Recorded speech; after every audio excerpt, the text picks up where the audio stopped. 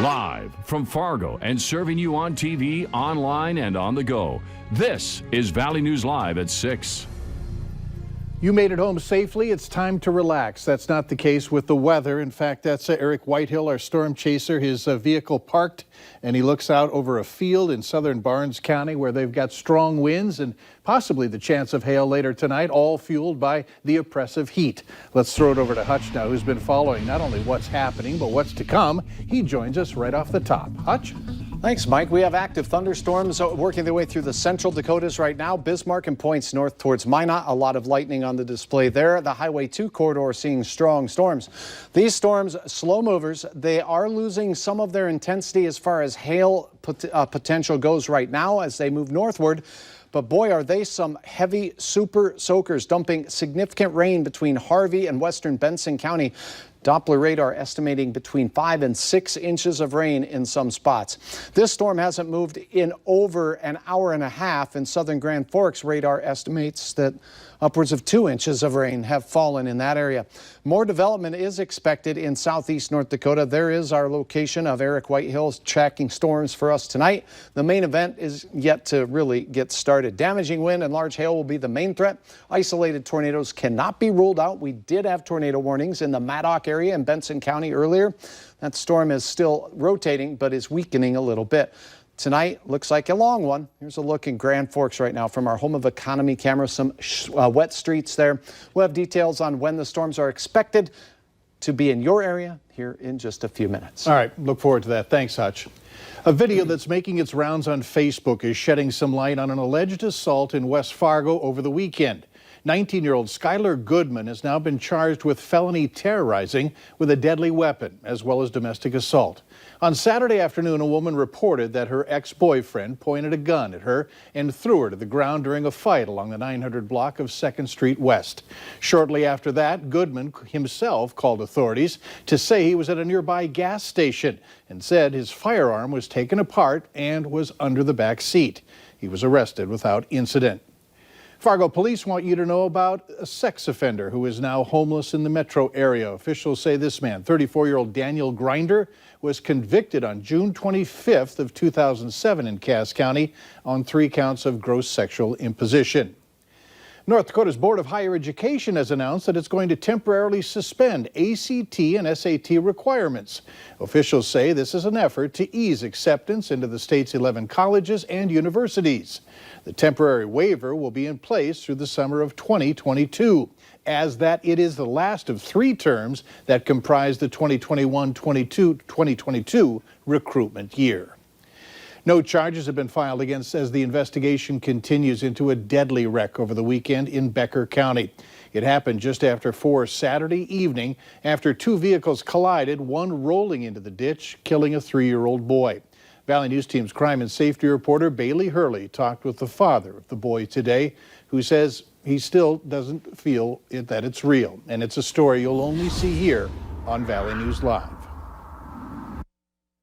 Chris Engel and his family were headed to Wolf Lake Saturday evening when Engel says his life changed forever. The truck went into a slide, and then I remember the first roll, and then I just remember the truck landing. Engel and his niece were soon life-flighted to Fargo, with 2 others transported to a Detroit Lakes hospital. However, Engel's young son, Hank, was pronounced dead at the scene. He was a spitfire, that's all.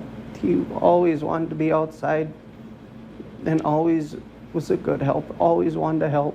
While he was only supposed to turn 4 next week, Engel says Hank was a trusted help on the family farm and says none of the animals are the same without Hank around. Always wanted to be up in the barn with his goats. With the upcoming holiday weekend, Engel says he knows many are planning to travel and urges you to be more careful when on the roads, saying he doesn't want anyone to feel the hurt and loss that he does. That's all I can say is just make the smart decisions. And although young, Engel says he hopes more people live a bit more like Hank, with more love in his body than he knew what to do with. Be happy as much as you can, as that little boy was. In Frazee. Just remember him as Daddy's little boy who wanted to always go on the tractor. Bailey Hurley, Valley News Live. A GoFundMe page has been set up for the family to help with burial expenses. You can find the link on our VNL News app. Just click on this story. We have some new information on a crash over the weekend. Highway Patrol investigators identified the 11-year-old boy who died in that crash as Owen Steckler of Buffalo.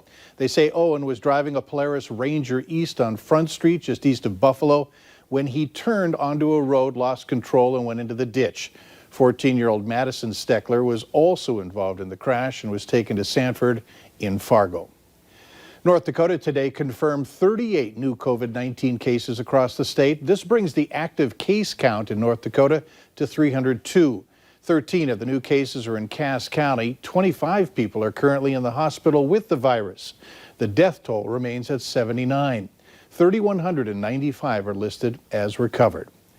In Minnesota, there are 444 new COVID-19 cases, along with 6 more deaths in the state. This brings the death toll to 1,441. Of those deaths, 1,131 happened in a nursing home or long-term care facility. 270 people are in the hospital with the virus. 136 of them are in the IC unit. 31,601 Minnesotans are listed as recovered. A man punched outside a bar is dead. The man accused of hitting him now stands charged with manslaughter. Jordan Pendleton faces several charges. Authorities accusing him of punching 31-year-old Marlon Klatt, causing him to fall and hit his head on the pavement outside Big Irv's. The 25-year-old Pendleton got into an altercation with the 31-year-old Klatt early Sunday morning. Investigators say the argument began over an old dispute. Pendleton's manslaughter charge carries a maximum of 10 years in prison. What do we think the evidence supports? What can we prove beyond a reasonable doubt? And so we came up with the charge of manslaughter. Our thoughts and prayers go out to the family of Mr. Klatt as they work and grieve through this very difficult time. Pendleton is scheduled to appear in court on July 30th. A Dilworth, Minnesota man was involved in a crash in Hubbard County yesterday morning. It happened just before 7 a.m. along County Road 38 in Lakeport Township. Investigators say 29-year-old Ryan Schlichting was driving north when he hit head-on with 36-year-old David Weimer of Walker, Minnesota. Weimer was pronounced dead at the scene. Later on Valley News Live at 6, big decisions to be made on what school will look like in the fall. What's being discussed in Washington, D.C.? And moments ago, a severe thunderstorm watch has just been issued for the eastern reaches of the Dakotas, including the Red River Valley, Grand Forks, and Fargo areas. We'll have hour-by-hour details on what you can expect in your forecast coming up right after this.